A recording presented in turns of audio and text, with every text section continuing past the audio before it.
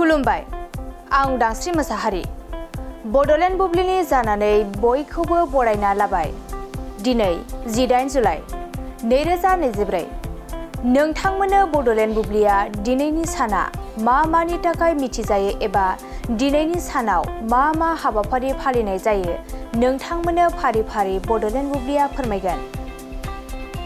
दिनैनि सानखौ international Nelson Mandela सान महरै फालिनाय जायो। इन्टारनेशनेल नेलसन मेन्डेला सानखौ बोसोरफ्रोमबो 18 जुलाइआव फालिनाय जायो। नेलसन मेन्डेलाया खोला आफ्रिकानि बारग' हादरगिरिमोन। बे सानखौ नेलसन मेन्डेलानि जिउ आरो उनमोनथाइखौ मान होनो थाखाय फालिनाय जायो। बे साना सुबुं हारि माहारि आरो आफादफोरनि थाखाय मेन्डेलानि बेसेनगोसा बोसोन खान्थिफोरखौ गोसोआव लाखिनो आरो हारिफोराव मोनसे मोजां गोहोम खोख्लैनो थाखाय मोनसे खावलायनाय।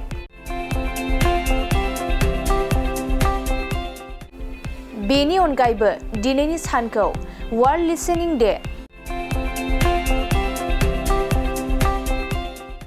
इन्सुरेन्स नार्ड डे आरो ब्लेक लिडार्स एवारनेस डे महरै फालिनाय जायो।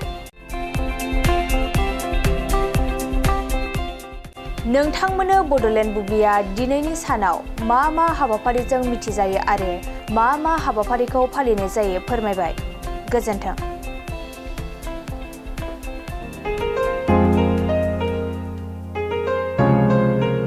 मोनसे फोसावथाय नोंथांमोननि थाखाय मोनसे गोजोनथाव खौरां लानानै फैदों।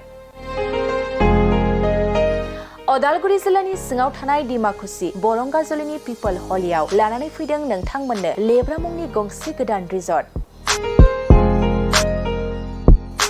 नोंथांमोना बे लेब्रा मुंनि गंसे गोदान रिजर्टखौ तामुलपुर रडनिफ्राय फैब्ला सुख्लाय ब्रिजनि आगदा आरो अदालगुरि रडनिफ्राय फैब्ला सुख्लाय ब्रिजनि सिगाङाव आगसिथिंजाय मोननो हागोन।